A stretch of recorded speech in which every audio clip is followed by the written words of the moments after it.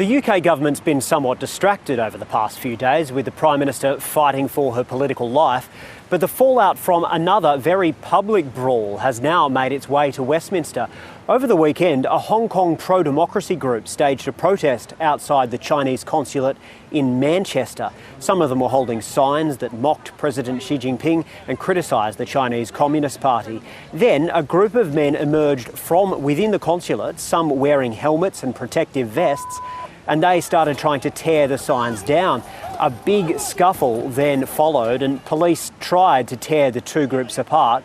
One protester even appears to be dragged inside the gates of the consulate, where the video shows people laying into him. Ultimately, the police went in and managed to drag him back out onto the street.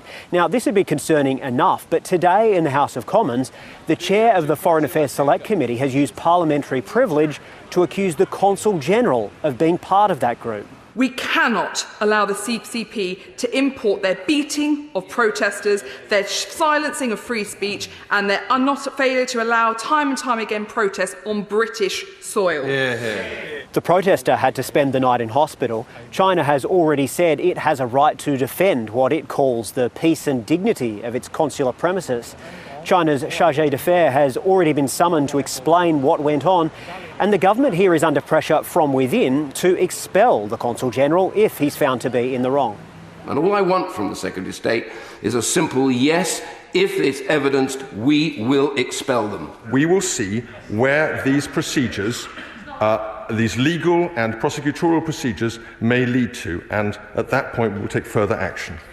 This is an already delicate time for the UK's relationship with China. It's been revealed that some former British fighter pilots have been given lucrative private contracts to go to China and provide training about how Western military pilots and planes operate. Now, they are bound by the Official Secrets Act, and it's believed they are operating within the law. So the UK government says it will change the law so that British skills and NATO tactics aren't being used to improve the expertise of Chinese pilots.